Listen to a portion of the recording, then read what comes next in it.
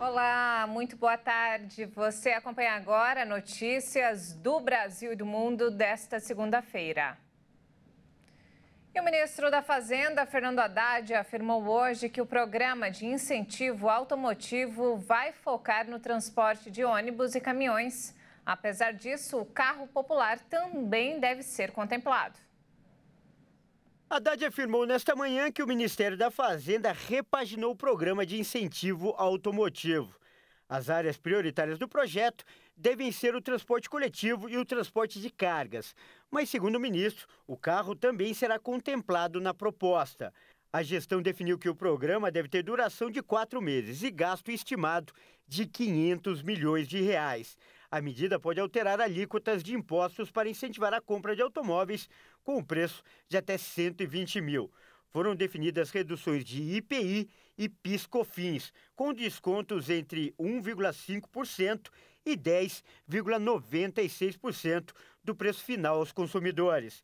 O setor é responsável por 1 milhão de empregos diretos e indiretos. A capacidade instalada de fabricantes de automóveis está em torno de 4,5 milhões de unidades por ano no Brasil. Hoje, quase metade dessa capacidade está ociosa.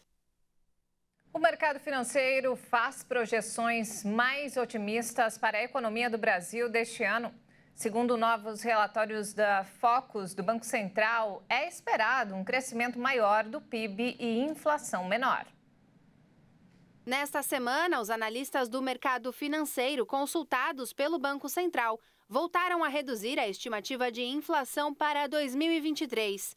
De acordo com o relatório Focus divulgado nesta segunda-feira, o índice de preços ao consumidor amplo, que mede a inflação oficial do país, deve terminar este ano em 5,69%. A projeção da semana passada era maior, de 5,71%. Segundo o Conselho Monetário Nacional, a meta de inflação para este ano será cumprida se chegar até 4,75%.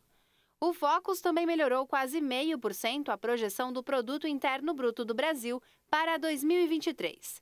A previsão é que o PIB tenha o crescimento de 1,68%. Na semana passada, a projeção era menor, de 1,26%. Já em relação à taxa básica de juros da economia, a Selic, o mercado financeiro manteve a estimativa para o fim de 2023 em 12,5% ao ano. Para 2024, a projeção continua em 10% ao ano. E olha só, indígenas de várias regiões do país começaram a acampar na esplanada dos ministérios em um protesto contra o marco temporal. A mobilização na Semana do Meio Ambiente tem o objetivo de reivindicar a derrubada da tese no Supremo Tribunal Federal, que deve ser julgada na quarta-feira. O projeto de lei determina que só teriam direito à terra os povos indígenas que estivessem em sua posse no dia 5 de outubro de 1988, data da promulgação da Constituição. A tese desconsidera o histórico de expulsões, remoções forçadas e violência cometidas contra essas populações. E hoje faz um ano da morte do jornalista Dom Phillips e do indigenista Bruno Pereira na Amazônia. Os povos locais ainda pedem investigação mais ampla sobre o crime e também querem mais segurança na região. Ao completar um ano do assassinato do indigenista Bruno Pereira e do jornalista britânico Dom Phillips no Vale do Javari, no Amazonas, as principais reivindicações da população indígena não mudaram. Os pedidos de investigação mais apurada sobre o crime e de políticas públicas que garantam a segurança na região continuam na ordem do dia. Atualmente, 3 pessoas acusadas de participação nas mortes estão presas, aguardando julgamento. As autoridades policiais colocaram sob suspeita pelo menos 8 pessoas por possível participação nos homicídios e na ocultação dos corpos. Bruno Pereira e Dom Phillips foram mortos em 5 de junho do ano passado, quando viajavam para entrevistar líderes indígenas e ribeirinhos em comunidades próximas ao Vale do Javari, que fica entre os municípios de Atalaia do Norte e Guajará. Essa região amazônica abriga a maior concentração de povos isolados em todo o mundo, com mais de 6 mil pessoas. O local enfrenta problemas com a pesca ilegal e a retirada de madeira, além do narcotráfico. A União dos Povos Indígenas do Vale do Javari, a Univaja, pede uma investigação mais abrangente, incluindo aqueles que apoiam atividades predatórias no Vale do Javari. Também acha necessária a articulação entre as políticas de Estado para proporcionar de forma permanente segurança para as populações nativas locais. A FUNAI, Fundação Nacional dos Povos Indígenas, cobrou um reforço das estruturas para a garantia de uma política mais permanente na região, com um termo de cooperação entre organizações indígenas e o governo. O Ministério dos Povos Indígenas já criou um grupo de trabalho para combater a criminalidade na região. E já estão abertas as inscrições para o Exame Nacional do Ensino Médio, o Enem 2023. O processo é feito pela internet e o nosso repórter Leonardo Félix tem mais informações. As inscrições para o Enem 2023 já começaram e seguem até o dia 16 de junho. As provas estão marcadas para os dias 5 e 12 de novembro. O processo deve ser feito na página do participante, pelo site do Instituto Nacional de Estudos e Pesquisas Educacionais Anísio Teixeira, INEP. O valor da taxa de inscrição é de R$ 85,00 e deve ser pago até o dia 21 de junho.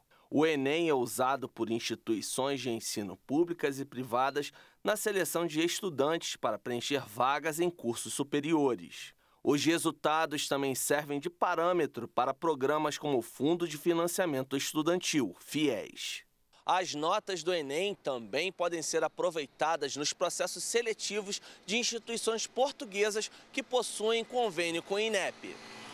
De São Paulo, Leonardo Félix. E nos destaques internacionais, especialistas alertaram hoje que o vírus H5N1, que originou uma onda recorde de gripe aviária no mundo, evoluiu rapidamente, enquanto aumentam os pedidos para que os países vacinem suas aves.